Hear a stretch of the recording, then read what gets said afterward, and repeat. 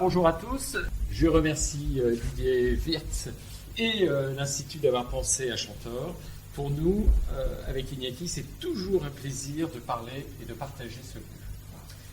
Donc, nous allons parler aujourd'hui du parc du château de Chantor et de sa renaissance. Comme l'a dit Didier Wirtz, c'est vrai que quand nous avons décidé avec Iñaki de quitter Paris, d'arrêter de travailler à Paris pour vivre dans un château, on ne s'attendait pas à arriver ici et de découvrir un si beau lieu. Alors, ma présentation, je vais la décliner. Tout d'abord, je vais vous présenter le lieu. Ensuite, on va parler des éléments remarquables de Chantor, des végétaux également qu'ils sont. Et enfin, on va se poser une question de savoir si ce parc est de style Buller ou bien a-t-il été dessiné par les frères Buller. On va voir si on va réussir à y répondre. Donc déjà, ce qui est très intéressant à Chantor, c'est qu'il est vraiment idéalement situé. C'est-à-dire qu'il se situe en Normandie, dans la Manche et dans la baie du Mont-Saint-Michel. Il est donc placé, vous voyez ici, je ne sais pas si vous connaissez la baie du Mont-Saint-Michel, vous avez Genêt, vous avez les plages de Genêt, de Joulouville, etc. ici. Et à un moment donné, entre Carole et Saint-Jean-de-Thomas, c'est les falaises. Il y a cette alternance qui est vraiment très intéressante. Et Chantor se situe ici sur ce contrefort qu'on voit un petit peu ici enfoncé. Et donc, il est en position dominante, ce qui lui permet d'avoir la vue sur le Mont-Saint-Michel.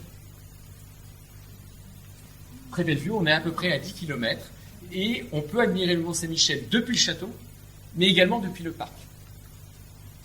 Le second élément qui me semble intéressant, c'est son plan. C'est-à-dire que Chantor, le parc Chantor, a été vraiment très bien pensé et très bien dessiné, et très structuré également. Tout d'abord ici, on va avoir l'entrée dans la propriété, qui est dans l'axe du château. Le château, donc en rouge, ce dessin, ce que je devrais dire, ce dessin, il a été réalisé par le régisseur du château dans la deuxième partie du XIXe siècle, aquarellé. Et c'était pour nous très important de l'avoir parce que les précédents propriétaires n'avaient plus d'archives.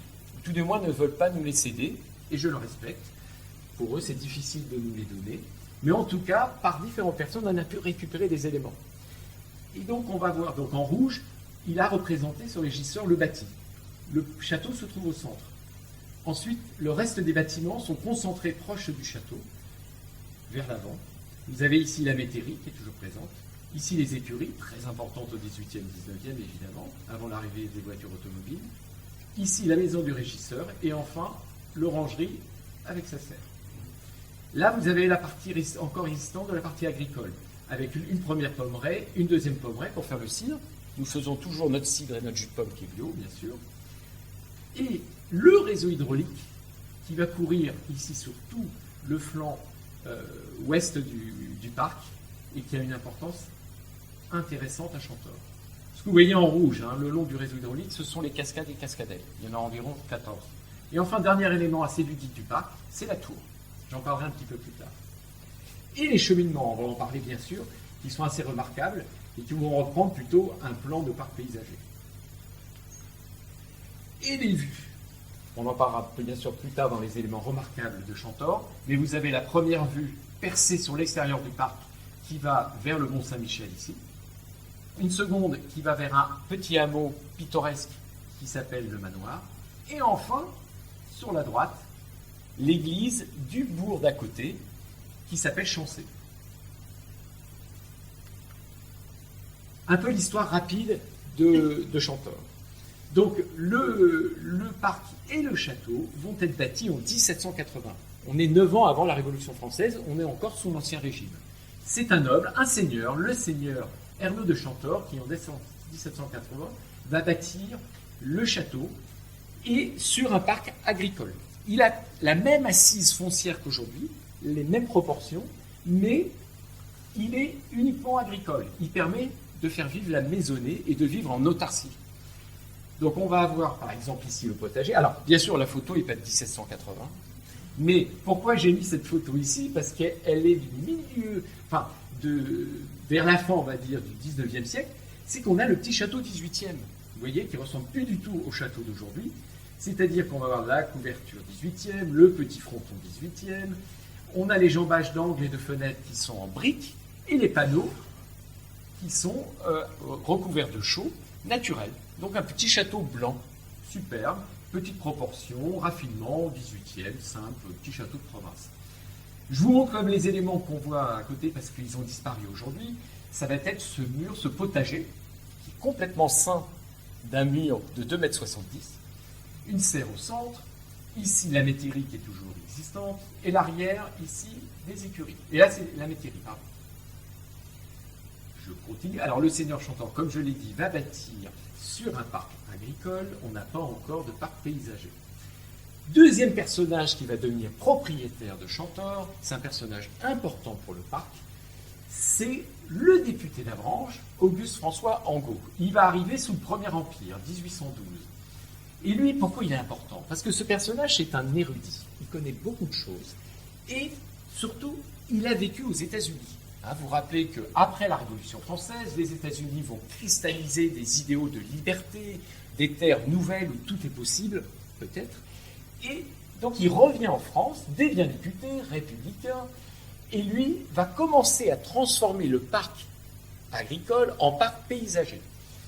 En particulier les pâtures qui étaient à l'arrière du château. Donc tout à l'heure, on a vu le petit château 18e, son avant. Là, on va voir la façade arrière. On a une symétrie parfaite. Simplement le petit balcon qui est là et qui permet du balcon de la chambre du seigneur de Chantor, le premier bâtisseur, de voir de son lit le Mont Saint-Michel. Et lui, donc, il va commencer à planter des essences exotiques. Il va faire venir des arbres des États-Unis, il va planter des camélias, il va être un des premiers de France à planter des camélias. Je vous expliquerai ça tout à l'heure. Il va y avoir un troisième propriétaire, la baronne Travaux. Comme elle n'a pas eu une importance particulière à Chantor, je ne vais pas en parler plus, mais elle est la veuve d'un baron de l'Empire, qui, par ses faits militaires, a eu ce titre de baron d'Empire. Les précédents propriétaires, donc il y a 150 ans, sont arrivés à la fin du Second Empire, donc une période très importante pour les parcs et les jardins. La France, enfin toute l'Europe, vit un essor économique sans pareil. On a cette bourgeoisie, cette classe bourgeoise qui est extrêmement riche. Et donc on a cet avocat général à la cour impériale de Paris qui vient en Normandie et qui achète le petit château 18e avec cette vue incroyable sur le Mont Saint-Michel. Mais pour lui, ce petit château 18e, évidemment, pour un bourgeois qui veut mettre en avant sa puissance et montrer qu'il est riche, qu'il a cette tâche sur l'autorisation, évidemment, ce petit château, c'est trop petit. Et cette couleur blanche, ça ne permet pas de montrer, de bien le faire ressortir. Donc son idée avec l'architecte, à ce moment-là, c'est de modifier le château, c'est de l'agrandir. Donc on rajoute 2 ailes. Là, vous avez le dessin d'architecte de la fin du 19e. On modifie la couleur du château et on va chercher un style architectural du passé, ce qui est très recherché. La bourgeoisie de l'époque va chercher dans le passé très souvent des styles architecturaux. Ça permet de donner à cette nouvelle classe montante, ça permet de lui donner une histoire à sa famille. Là, il a choisi le style Louis XIII, donc le système, c'est du néo-Louis XIII. Pourquoi a-t-il choisi cette couleur? Tout simplement parce qu'on est en Normandie, le parc, la couleur dominante, c'est le vert. Il va choisir la couleur complémentaire du vert, c'est le rouge, ocre rouge. Quand on met en regard ces deux couleurs, évidemment, à ce moment-là, elles permettent de s'exprimer, de se sublimer mutuellement. Et quand vous rentrez, et c'est dommage, je n'ai pas mis à côté la photo de l'arrivée, quand vous rentrez dans l'avenue à Chantor, c'est très fermé, d'un seul coup ça va s'ouvrir quand vous avancez, la végétation s'écarte, comme 2 bras qui vous accueillent, et au centre, dans la perspective, vous avez cet objet, ce bâti, ocre rouge, qui ressort, et vous ne pouvez pas vous empêcher évidemment de le regarder. Alors, et l'apport de cette famille va être fondamental pour le parc. Vous n'oubliez pas qu'on est donc sous le Second Empire. Le Second Empire, ce qui est intéressant dans les parcs, qui est cette volonté farouche d'imiter la nature, mais la nature réelle, telle qu'elle est. Les romantiques, au début du XIXe siècle, se sont battus pour briser tous les fétiches qui arrivaient des siècles précédents, d'une nature qui était un petit peu transformée, galvaudée. Là, le travail a été fait par les romantiques. on arrive, on peut imiter la nature, ça y est, on est libéré de ça, et on va y associer la technologie, les apports techniques de la révolution industrielle. Et à Chantor, on le verra, il va y avoir l'apport, par exemple, du bédi hydraulique, qui va permettre de rendre le réseau hydraulique beaucoup plus performant. L'arrivée du ciment est fondamentale. On adore le ciment, on pense que ça va remplacer la pierre, hein, c'est un objet qui plaît beaucoup. Donc vous allez voir tout ce rocaillage, travail de rusticage, et enfin la rivière anglaise, hein, qui permet, grâce à son lit en ciment, hein, de canaliser l'eau et d'augmenter son débit, la rendre plus performante. Et ça, et les fabriques de jardin, c'est l'apport de cette famille. Et enfin, les derniers propriétaires, quatrième propriétaire, donc Iñaki, mon mari, et moi-même, qui sommes arrivés il y a 8 ans maintenant, et complètement inconscients. Hein, on est arrivés avec cette passion, ce projet. Hein, tous les deux, notre passion, c'est le 18e français, ce sont les châteaux. Et un jour, on a eu vraiment envie de vivre dans un château. Et donc, on a tout quitté et on est arrivé, après 3 ans de recherche, à Chantor, sans se rendre compte de ce qui allait nous arriver. Voilà. Mais tout ce qui nous est arrivé est très positif. Hein. Alors, pourquoi j'ai mis ces 3 photos? J'ai mis ces 3 photos parce que par rapport, et là je fais la transition par rapport au sujet qu'on a écouté précédemment, c'est que nous, on a fait le choix de la restauration. Surtout pas de rénovation, de la restauration. On a essayé de faire ce travail d'archéologie, de retrouver ce qu'il en était, des archives, de ce qu'on pouvait trouver du parc, qui c'est vrai n'était plus travaillé, maintenu depuis 60 ans, d'essayer de lui redonner l'esprit du Second Empire. Et donc, là ici, on s'est servi, vu qu'on n'avait pas d'archives, hein, le précédent propriétaire, pour eux ça a été difficile viscéralement de quitter ce lieu, ils ont été obligés de partir. Donc, ils ne pouvaient pas tout donner, ils ont donné déjà Chantor, ils ne pouvaient pas donner les archives, c'est comme ça, bon, peu importe, on l'accepte. Mais on avait des cartes postales, et sur les cartes postales, on a vu qu'au niveau du Grand Lac, ici, entre l'île et le continent, il y avait un pont, qui n'existait plus évidemment, comme il était en bois, hein, en 60 ans, ce pont, il a vécu, il a disparu, il est sûrement au fond de l'eau, sous forme moléculaire. Eh bien, on a eu l'idée, nous, simplement, de le refaire à l'identique. Donc on a remis en lumière ici les culées, qui sont en rocaillage, et ensuite la construction du pont, on l'a refait à l'identique. Pourquoi on a choisi le rouge? Sur les photos en noir et blanc, c'est complexe. On a choisi le rouge parce que c'est dans le goût de l'époque de construire des ponts à l'impériale, et ensuite, pour moi, le rouge, c'est la couleur complémentaire du vert, et le pont peut devenir un point focal sur lequel on va pouvoir arrêter son œil selon où on va se trouver sur les cheminements. Alors les éléments, maintenant on a vu ce qu'était Chantor, maintenant on va parler des éléments remarquables de ce parc. Lorsque nous avons visité les premières fois avant l'achat de la propriété, notre objectif c'était le château. Comme beaucoup de Français, la priorité c'est le bâti. Et le parc, les jardins viennent bien après. Et ça n'a pas beaucoup changé. On sait donc, pendant 2 ans, on a travaillé sur la restauration du château, qu'on avait besoin, il était en bon état, mais il était vieillot. Vous voyez, les peintures étaient encore Second Empire, etc. Les tapisseries au mur avaient disparu. Donc on a pris 2 ans, on a pris 2 ans, on a pris notre temps pour le restaurer et en rendre et redonner une belle robe à ce château. Et progressivement, en se promenant dans le parc, on s'est rendu compte que ce parc était exceptionnel. Lors des premières visites, on ne pouvait pas le voir. La beauté n'était plus visible. Elle était là, sûrement, mais cachée derrière des aires de haute, derrière le fait que le réseau hydraulique n'existait plus, les arbres qui étaient encore à terre de 87 et de 99. Quand vous avez un séquoia qui a un diamètre de 2 mètres, qui est plus grand que moi et qui est au sol, c'est ça que vous voyez. Pourquoi pas? Ça peut être intéressant, ça pourrait intéresser Pénonnet, hein, l'artiste dont on a parlé tout à l'heure. Il était complexe, on ne voyait pas la beauté, et on l'a découvert progressivement grâce à un travail de l'œil et d'archéologie, et surtout de rencontres.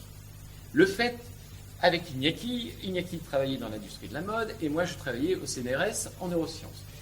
Et on n'avait aucune culture de ce domaine. On avait simplement notre passion et notre envie de rendre ce lieu beau à nouveau. Et c'est grâce à des rencontres, vraiment,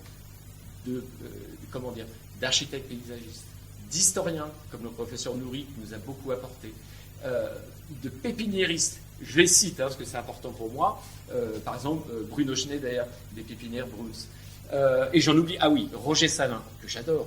Donc vous le connaissez peut-être, Roger Salin, 95 ans maintenant, grand ingénieur agronome. C'est lui, par exemple, qui a développé plusieurs pommes de terre, comme la pomme de terre Charlotte. Et c'est un des premiers, des pionniers des camélias en France pour les mettre en avant, les faire connaître, les identifier. Il peut en identifier plus de 2000, c'est incroyable. Et qui est venu 3 fois en Chantor et qui nous a aidés à les identifier, à les tailler, etc. Revenons à nos moutons. Alors, l'un des premiers éléments qui nous semble remarquable à Chantor et qu'on a vu progressivement, c'est la composition paysagère. C'est-à-dire qu'il existe vraiment à Chantor, comme on l'a vu sur le dessin, il existe vraiment une construction paysagère avec cette particularité de la deuxième partie du XIXe siècle, c'est-à-dire les 3 plans. Le premier plan, le plan de glissement et un troisième plan qui permet de mettre en évidence certains éléments qui sont choisis, avec la mise en place de masses et de bosquets qui vont orienter les vues comme un peu un entonnoir. Je vais vous donner des exemples. À gauche, vous avez donc le château, comme on l'a vu tout à l'heure, au centre de la propriété. Il y a 300 mètres devant, 300 mètres derrière, pas plus. Et là, on va avoir un premier plan, c'est le Grand Lac. L'effet miroir du château dans l'eau. Deuxième plan, c'est le plan de glissement sur la pelouse. On a notre œil qui glisse sur la pelouse. Et enfin, vient s'arrêter sur le château, qui est le troisième plan, l'élément qu'on a voulu ici, dans cette percée, qu'on a voulu mettre en évidence. Même chose pour le petit lac. Il y a 2 lacs. Et le petit lac, lui, premier plan, plan de glissement. Et l'œil va s'arrêter sur le troisième plan. Les masses dont on parlait tout à l'heure, elles sont là, elles sont là. Ici, vous avez un bosquet de chênes et le cèdre du Liban. Et sur la gauche, vous avez une futaie. Donc notre œil ne peut pas faire autrement que d'aller s'arrêter sur le château. Là, je reprends parce que le pont à l'Impérial va devenir un leitmotiv. Mais vous voyez ce point focal, l'œil ici, lorsqu'on se trouve à l'opposé du Grand Lac, ici, l'œil est attiré, évidemment, pendant le mois des rhododendrons pontiques, et on ne peut pas s'empêcher de les regarder, mais comme il y en a partout tout au long du réseau hydraulique, l'œil pourrait se perdre, et on vient s'arrêter sur le pont à l'intérieur. Là, ici, une autre type de construction, vous avez un arbre exotique important pour le XIXe siècle. Ici, c'est le séquoia d'Ambron giganteum, donc le séquoia géant. Il se trouve ici, vous voyez, en premier plan, vous avez ici la pâture. Nos yeux pourraient aller un peu partout, parce qu'il y a des arbres un peu partout. Mais vous avez ici un premier bosquet, ici, qui est fabuleux, c'est un très beau bosquet de hêtre pourpre. Ensuite, le bosquet des Ticéas. Ici, le bosquet des Douglas, le bosquet des tilleuls, et hop, l'œil ne peut fuir que dans ce petit trou, et au centre de ce petit trou, il y a quoi? Et il y a ce séquoia géant, aux proportions et à la symétrie parfaite. Dernier exemple, que j'aime bien, un endroit que j'aime beaucoup, c'est le petit lac. Le petit lac, donc c'est le premier plan, le plan de glissement, la pelouse, qui vient s'arrêter sur le bosquet ici des Douglas. On pourrait se croire voyager en voyage dans les Vosges. Deuxième élément vraiment remarquable à Chantor, c'est le soin qui est apporté sur les modelés du sol. Il y a un travail vraiment exceptionnel. Je vais essayer de vous montrer quelques photos. Ce n'est pas toujours simple avec les photos. En particulier à l'arrière du château, on a donc une pelouse. Et ces pelouses sont travaillées, moi j'appelle ça la houle. Vous avez collines, de lignes qui se mélangent dans tous les sens. On se croirait vraiment face à la mer. Lorsque la mer est démontée, il y a eu vraiment un soin très particulier à apporter sur le travail du terrassement. Je vais montrer les photos. Alors évidemment, et on va le voir également, c'est que le terrain est accidenté, il monte, il descend en permanence, et il nous attire en descente, nous attire vers le vallon. Cette photo, c'est une photo de la fin du 19e. Alors, il ne faisait pas beau ce jour-là, a priori. Là, c'est le petit lac qui a été créé. Lorsqu'on regarde le plan, le cadastre napoléonien, donc du début du 19e, le petit lac n'existe pas. Donc là, on voit le travail de terrassement qu'il y a pu y avoir. Donc, ce petit lac a été creusé. Il va y avoir, donc naturellement, évidemment, il y avait des coteaux, il y avait un vallon. Mais tout ça va être travaillé de telle façon qu'il faut que ça reste naturel. Donc, un coteau, ça c'est le coteau qui est au nord, le coteau qui est au sud, et à la fin du petit lac, on rentre dans le vallon. On verra mieux tout à l'heure. Ici, vous avez les petites cascadelles. Alors évidemment, la photo est ancienne, et vous pouvez voir les petites cascades. Les chemins en haut, en mi-coteau, il y a un chemin. Les arbres se trouvent au-dessus du chemin. En dessous, ce sont que des rhododendrons. Et comme on parle des nivelés, vous voyez, il y a eu un travail quand même de proportion, d'harmonie sur les modelés. La photo d'aujourd'hui, donc on est de ce côté ici, on voit le cèpe du Liban qui a grandi, parce que là ici, hop, on voit la tête qui descend, donc on pense vraiment qu'il est jeune. Et lorsqu'on avance ici, là je suis à droite et je vais sur la gauche, le château sort progressivement, monte lorsqu'on avance parce que la pente descend et permet de faire découvrir le château. Donc il y a vraiment des procédés optiques, esthétiques très forts dans la construction et les modelés du parc. Autre mouvement du sol. Donc je revois un petit peu plus loin, on voit qu'il y a un travail et c'est ça que je voulais vous montrer ici, c'est que là on ne voit pas très bien, mais ici il y a une petite bosse en haut, là une petite bosse, là une petite bosse et là des creux. Il y a ce mouvement qui empêche toute monotonie à Chantor. Alors, le petit lac tout à l'heure, qui est ici, le petit lac, qui a été creusé sous le Second Empire, ou juste après le Second Empire, il a été creusé parce qu'on a besoin d'eau au château. Ce qui se passe, c'est que n'oubliez pas que le 19e siècle, c'est un siècle de modernisme et d'hygiénisme. Notre monsieur Jean Rau, qui est avocat général à la cour impériale de Paris, ce monsieur, il vit dans un hôtel, enfin un appartement haussmannien, avec l'eau au robinet. À Chantor, la ville de Vassili ne propose pas du tout l'eau courante. Donc, une façon d'avoir de l'eau au robinet, c'est de construire un château d'eau. Mais dans la zone à côté du château, là-bas, où il a construit son château d'eau, il n'y a pas d'eau. Donc, il va faire venir l'eau depuis ce petit lac qu'il a creusé, 3 mètres de profondeur. Et là, il va se servir de la technologie de la fin du 19e siècle, c'est le bélier hydraulique. Je n'ai pas le temps de parler du bélier hydraulique, donc ceux que ça intéresse, allez sur le net et vous verrez, c'est un outil extraordinaire. Ce bélier hydraulique, il va lui permettre, donc, au fond du lac, d'utiliser l'énergie propre de l'eau pour la déplacer sans autre énergie jusqu'au château d'eau, qu'on verra tout à l'heure. D'accord ? Donc ça, c'est la première fonction, c'est l'utile. Mais l'utile, au 19e, doit toujours être beau. Donc, deuxième utilité de ce petit lac, c'est qu'on va avoir l'effet miroir du château dans l'eau, qui est très important, qu'on a vu tout à l'heure au début, donc j'en reviens pas dessus. Et troisième fonction de ce petit lac, c'est que comme on a creusé, qu'on a excavé, la terre qu'on a sortie va nous permettre de construire cette digue qui se trouve ici, et de l'autre côté de la digue, de construire cette grande cascade. D'accord ? Troisième élément, les plantations. Donc les plantations, on l'a vu tout à l'heure, le second propriétaire avait vécu aux États-Unis, a une passion pour les arbres, va faire venir des espèces exotiques, en particulier aussi des camélias, et qui vont, certains sont toujours ici aujourd'hui, de ce début du 19e. Le travail remarquable qui a été fait sur les plantations, c'est que, vous avez vu tout à l'heure, déjà on en a parlé, il y a ces bosquets qui sont plantés à certains endroits pour orienter les vues et construire les percées, mais également dans les fonds, on va mettre judicieusement la disposition des végétaux. Quelques exemples. Donc l'entrée de la propriété, je l'ai prise à l'envers, parce que ce cheminement-là, l'entrée, ce qu'on appelle l'allée, est fait bien sûr pour être pris dans l'autre sens. Mais quand on est du château et qu'on la voit, elle a aussi un sens esthétique. Et surtout, il y a la présence de ces rhododendrons pontiques sur 200 mètres. Et de l'autre côté, qui le regarde, c'est une allée de bambou. Ici, c'est l'entrée du vallon. Donc, le vallon, évidemment, c'est une petite plaine, centre de végétation.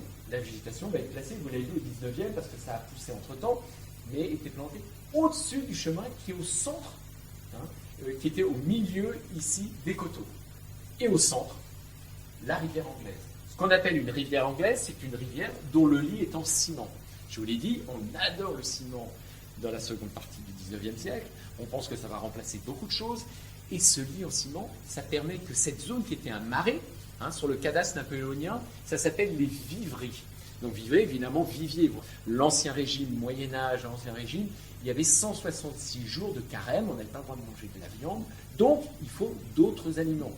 en particulier le poisson, est autorisé à ce moment-là. Donc on avait du poisson à disposition. La nappe phréatique est à moins d'1 mètre, donc c'est un endroit où il ne faut pas rajouter de l'eau. Donc le lit comme ça en ciment est parfait pour isoler les deux espaces. L'eau. L'eau, vous l'avez compris, est un élément vraiment remarquable de Chantor. Il y a eu un soin vraiment apporté au réseau hydraulique, qu'il soit au Second Empire, qu'il soit souterrain, qu'on ne voit pas, qui permettait d'apporter de l'eau partout dans la propriété, et qu'il soit sinon aérien, celui dont on va parler ici bien sûr, et qui permet d'apporter cet élément qui est le plus vivant avec les arbres et la nature, mais qui est un des éléments très vivants du paysage, par son mouvement et par sa musicalité également. Je vais vous montrer des photos. Donc on reprend la grande cascade, mais là ici cette fois-ci de face. On voit l'importance du travail de rocaillage qu'il y a pu y avoir. Donc le rocaillage, ici, ce n'est pas des cailloux. C'est un mélange de cailloux, de chaux et de ciment qui permettent d'avoir ces éléments énormes. Quelquefois, c'est un vrai caillou, mais c'est beaucoup plus simple à transporter lorsque le rocailleur, bien sûr, le construit lui-même. J'adore ces petits pas japonais, vous voyez, qui passent ici en plein milieu. C'est-à-dire qu'ici, il y a un cheminement.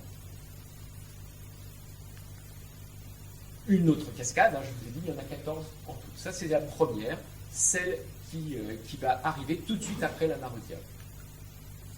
Et enfin, le vallon, qui est la pièce maîtresse, à mon avis, du parc Chantor, où l'architecte paysagiste du 19e siècle a cristallisé ses connaissances et ses compétences esthétiques, qui est composé d'une succession, vous voyez, de cascadelles.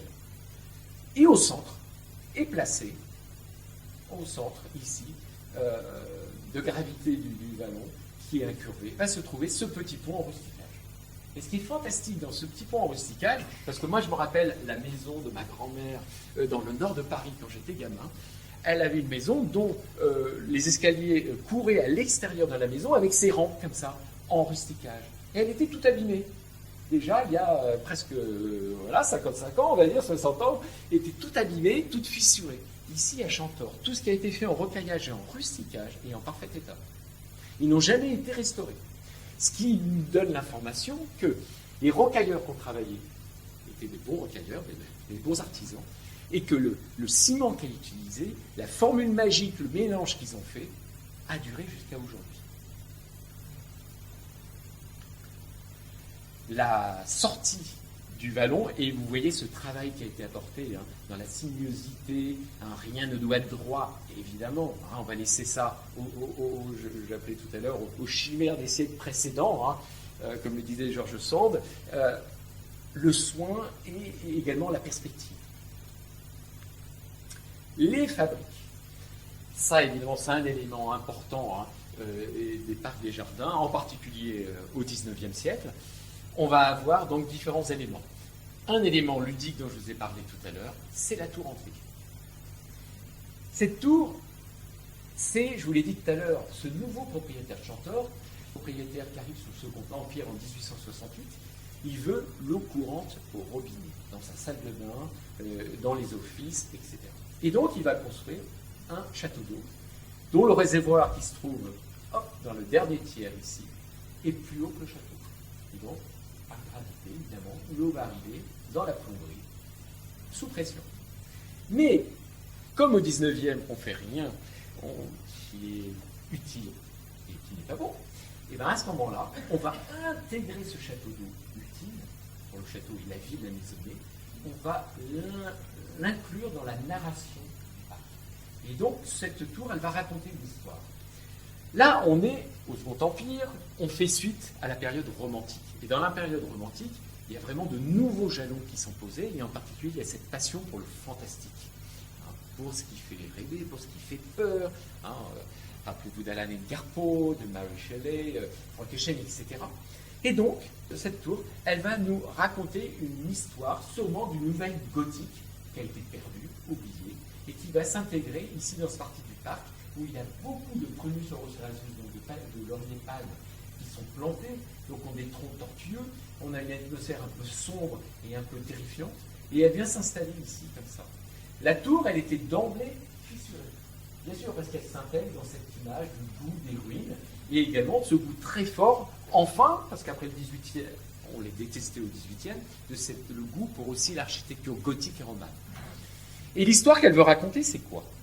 Elle est à plusieurs étages. En bas, ça pourrait être l'enfer.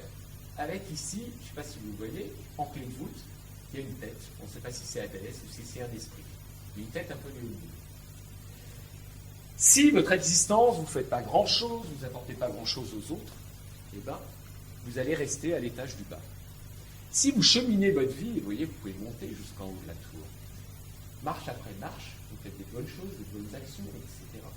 Et bien, vous allez monter jusqu'à ici, ce petit balcon, avec la vue sur le Mont Saint-Michel. Et vous élevez, peut-être le paradis, je ne sais pas. Mais c'est ça que nous raconte cette tour, à la fin du cheminement, à la fin du tour de votre déambulation sur le Baladoire, c'est vous questionner sur cette vie, sur votre vie. Qu'est-ce que vous en faites? Et est-ce que vous pensez que vous allez plutôt en bas ou plutôt en haut? Et elle permettait en plus d'avoir l'eau. Autre fabrique de jardin qu'on va trouver dans le parc, eh ben, on l'a déjà vu, le pont à l'Impérial. Vous voyez ici le soin qui a été apporté sur les culées, sublime, travail de rocaillage incroyable, qui permet, on est encore sur un symbole romantique, de passer sur une île, de passer au-dessus de l'eau. Donc, dans la réflexion romantique, ça pourrait être bien sûr s'isoler sur cette île, aller lire, mais l'eau est aussi un symbole de la vie, l'eau qui passe, sous le mot Mirabeau par exemple, etc. Et le pont en rusticage avec ce travail évidemment d'imitation du bois. Et enfin, je termine par la grotte. Un parc, pour être complet, ce bourgeois du 19e, et quand je dis bourgeois, c'est pas péjoratif, c'est vraiment son sens sociologique. Et ben, la grotte est importante. Et là, évidemment, je pourrais citer Monique Moser, qui a été citée tout à l'heure, qui est une femme extraordinaire. Et évidemment, la grotte nous apporte des symboles incroyables. Est-ce que c'est le lieu protecteur dans lequel on se retrouve quand la nature nous agresse?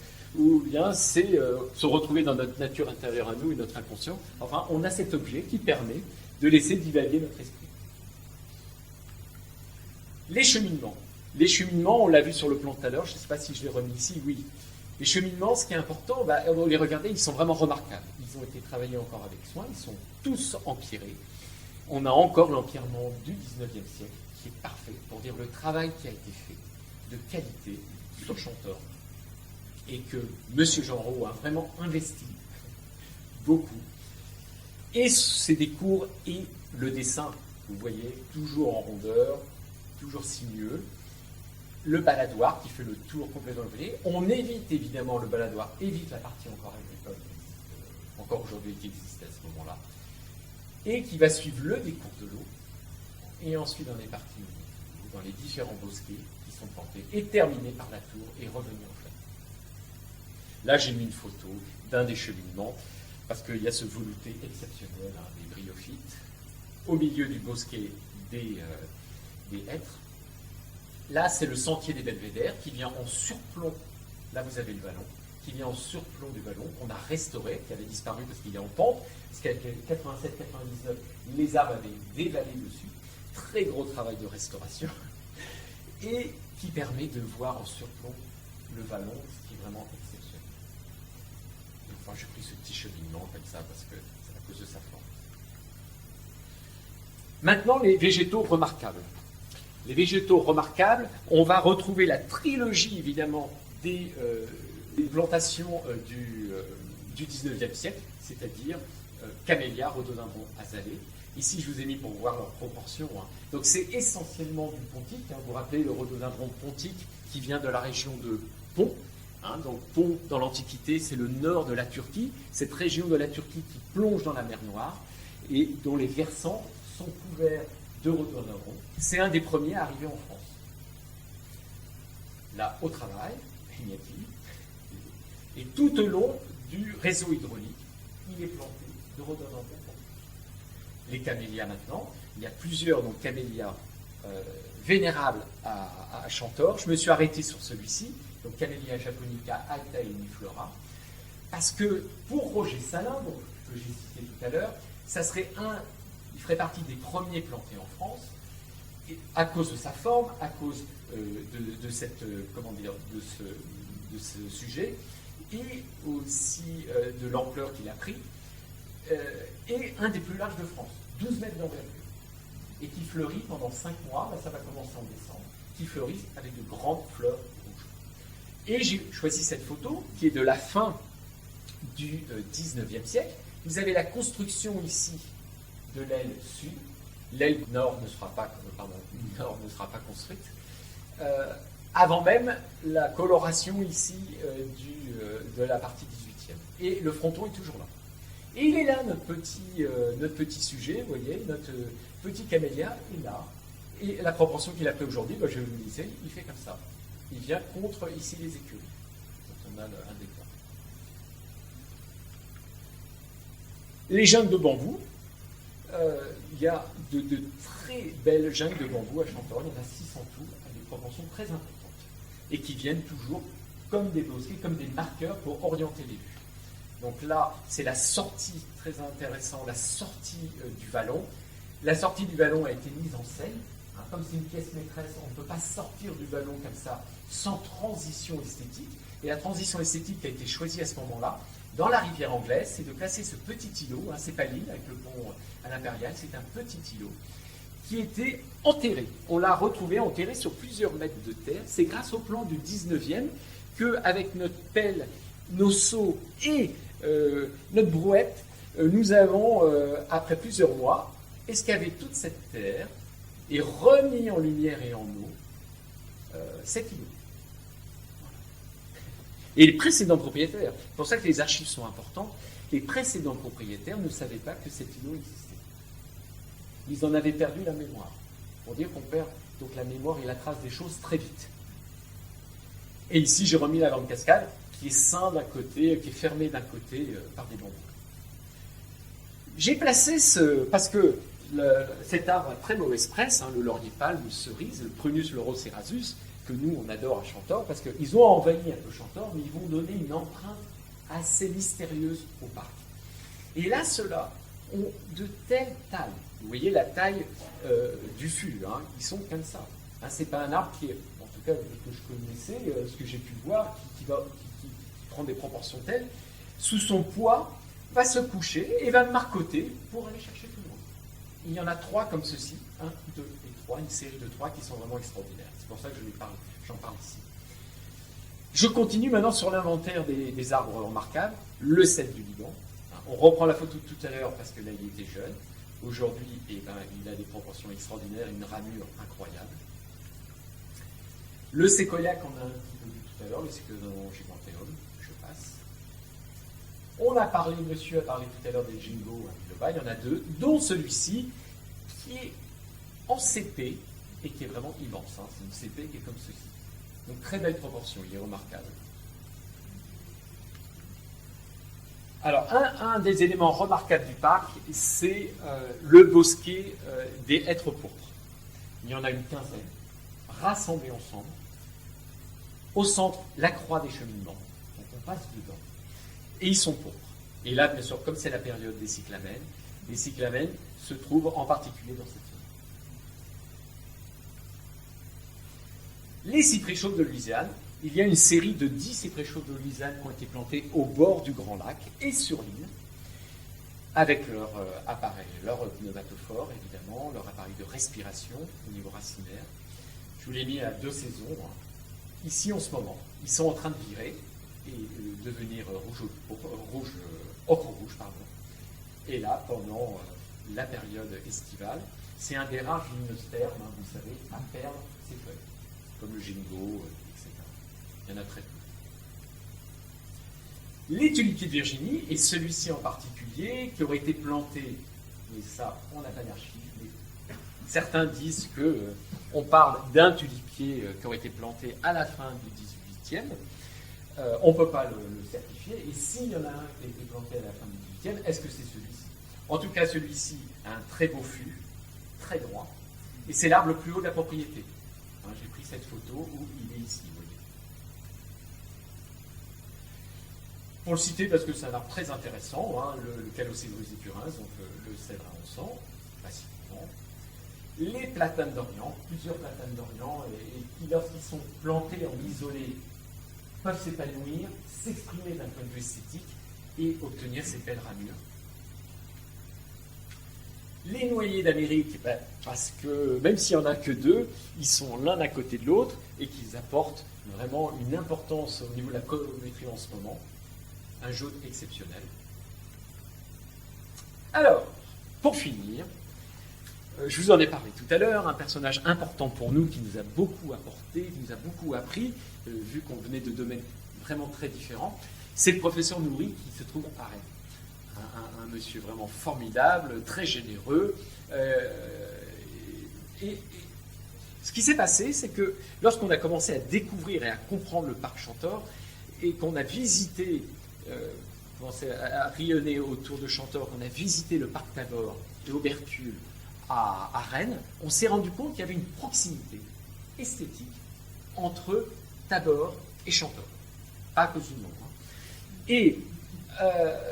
Et en particulier, sur les plantations, un peu sur le dessin, et surtout sur le travail de rocaillage, sur le travail, travail du ciment dans les... C'est un peu pointu, mais sur la rivière anglaise. Il y a une petite moulure avec une doucine qu'on ne retrouve pas dans d'autres parcs qu'on a visités, qu'on retrouve à Chantor. Donc on s'est dit, peut-être, nous on est scientifiques, et pas de conclusion hâtive, il faut des preuves. Et est-ce que Buller ne serait pas passé par là, ne serait pas passé par Chantor? Et donc c'est le questionnement. On n'y a pas répondu. Bon, je ne vais pas le dire, si on a répondu ou pas, on le verra à la fin. Donc les frères Buller font partie des très grands architectes paysagistes du 19e. Moi je dirais au même titre que Duchesne, plus connus, ils ont été un peu oubliés, mais que Duchesne, Alphand, etc. Et en plus, dans la région, il y a eu beaucoup de parcs où les Buller sont passés. Ils ont fait plus ou moins de choses, des fois qu'un dessin, des fois un petit peu plus. J'ai mis quelques noms ici, Bois-Corbillier, évidemment, Combourg, et j'en ai parlé. Alors, quels sont les éléments qu'on a pu détacher avec l'aide, évidemment, du professeur Nouri? Là, j'avoue qu'il m'a beaucoup aidé pour pouvoir faire la fin de ma présentation. Donc, qu'est-ce qui, pour lui fait penser? Il est venu à 3 reprises à Chantor, j'en remercie. Bon, il n'y a qu'une heure entre Rennes et Chantor, et pour lui, c'est toujours un plaisir de venir. C'est déjà l'effet d'ensemble. Il y a un effet d'ensemble rendu dans chaque parc, et pour lui, ça peut faire penser qu'il y a un dessin à la base, il y a la main de Buller. Parce qu'il y a les grandes scènes sur lesquelles viennent se placer ensuite des scènes périphériques pour le travail des vues, etc., lors du cheminement. Et ça, on le trouve à Chantor. Ensuite, il y a les eaux. C'est vrai que l'eau est très importante dans le travail des frères Buller. Et là, à Chantor, il y a eu un travail exceptionnel, une attention toute particulière qui a été portée sur le réseau hydraulique aérien. J'en remis encore quelques images, je vais commencer à les connaître. Le mouvement du sol. Ça, c'est un élément très important qui est assez propre au Buller. C'est certaines formes de modelé, et en particulier de placer les arbres en isolé et les bosquets, de les placer sur des butées. C'est-à-dire qu'on relève un peu le sol à l'endroit où on va planter des arbres. Alors on ne le voit pas toujours bien parce que c'est un peu loin, mais si vous venez à Chantor, c'est un élément qu'on voit tout de suite. Par exemple, là, alors il n'en reste plus qu'un parce que ici c'est un pin sylvestre. Il y en avait plusieurs et en 99 ils ont tous été emportés. Il en reste un qui est assez banal, mais qui est important. Et ils étaient plantés sur cette petite colline. Voilà, cette petite butée. Ainsi de suite. Et après, ça va monter et il va y avoir cette futée. Les allées. Le dessin des allées, pour le professeur Nouri, lui fait penser qu'il y a une cohérence avec le travail que pouvaient faire les frères Buller. Dans les percées visuelles, évidemment, mais ça, c'est une caractéristique de tous les parcs du 19e siècle, leur sinuosité, les mouvements du sol. Là, je vous ai mis la photo d'entrée de la propriété, enfin. L'entrée est vraiment spectaculaire. Il y a vraiment une mise en scène très 19e pour préparer le visiteur. Je vous l'ai dit, c'est très fermé comme ceci, ça s'ouvre progressivement, ça s'écarte. Et on permet de voir comme ça le château. Il ne devient que le seul objet de votre attention quand vous avancez sur 250 mètres. Et près, il y a 50 mètres, dans la cour d'honneur. Les plantations. Les frères Buller avaient l'habitude de travailler avec certaines essences exotiques et certaines essences locales. Et on le retrouve exactement également à Chantor. Ensuite, il y a la façon de structurer les masses d'arbres. C'est-à-dire qu'ils ont l'habitude de travailler en futaie, des futaies de mêmes essences. Ils mélangent assez rarement. Donc tout à l'heure, je vous ai montré une photo, vous savez, celle où on voyait le séquoia au centre. Et bien, il y a vraiment le bosquet des moulases, il y a le bosquet des épicéas, il y avait le bosquet des tigrés, le bosquet, les hêtraies. Tout ça, il y a une certaine monotonie, mais qui est rythmée par le fait que ça s'arrête, il y a une prairie, et ça repart. Et ça, c'est assez propre au Buller. Donc là, j'ai mis un petit aparté sur la futaie, et là, il y a une très belle futaie, où, à la saison, évidemment, il va y avoir soit différentes fleurs, et là, en particulier, cette jacinthe des bois. Donc, là, il faut revenir à la deuxième partie du 19e, de cette bourgeoisie du Second Empire, qui va gagner beaucoup d'argent, grâce à la révolution industrielle, grâce aux colonies, etc., et qui veut montrer de façon ostentatoire son argent, sa puissance, en allant faire dialoguer le parc avec les parties agricoles qui vont se trouver soit à l'extérieur, soit à l'intérieur de la propriété. Par exemple, dans le cas de Chantor, il va y avoir la métairie qui permet de vivre en autarcie. Et on va faire dialoguer le parc avec la métairie, mais également, on veut voir les vaches qui se trouvent à l'extérieur de la propriété. Et ça, on le retrouve à Chantor. C'est-à-dire que des percées, il y a des points de vue qui vont s'ouvrir sur l'extérieur, et c'est en particulier pour montrer que, voilà, je suis peut-être un bourgeois, je vis peut-être à Paris, mais mon parc, il a aussi une réalité agricole, même si ce n'est pas toujours dans les limites. Alors là, c'est peut-être pas très perceptible, mais nous avons mis en place cette lisse parce qu'on a vu une photo où cette lisse existait au 19e siècle. Pour avoir des chevaux, est-ce que c'est agricole? Oui, il y avait des chevaux au 19e siècle. Nous, ça nous permet aujourd'hui, en 2021, de faire des copâturages. C'est-à-dire qu'on a 4 hectares où on n'utilise pas le tracteur pour faire. Bon, maintenant, on commence à passer au robot, qui nous permet de décarboner encore plus. Mais aussi l'intérêt d'avoir des chevaux, au-delà du fait que c'est un bel animal, au-delà du fait que ça apporte de la vie dans le parc, mais en plus, c'est des copâturages, on va dans le centre de l'histoire. Et derrière, vous voyez ici, les arbres, c'est la limite de la propriété, et au travers, on voit ici les vaches paître de l'autre côté. Là, vous l'avez fait sur la photo, il faut que vous fassiez confiance.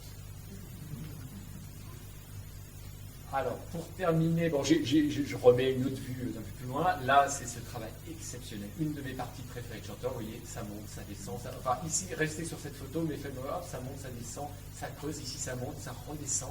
Selon comment vous tournez, selon la lumière. Hier, c'était la pleine nuit. Quand vous marchez dans cette zone, et vous avez l'impression qu'il y a des différences de niveau de 5 mètres. On se croirait vraiment en mer. L'insertion agricole. Et je crois que j'ai fini. Oui. Voilà. Bon, en tout cas, pour moi, c'était, si c'est fini, c'était vraiment un plaisir d'échanger avec vous, Chantor. Et surtout, n'hésitez pas à venir. Allez sur mon site internet pour venir les jours où la billetterie est ouverte, ou bien si la billetterie est fermée, ça sera toujours un plaisir de vous ouvrir, mais je dois être au courant. Voilà. C'est gentil.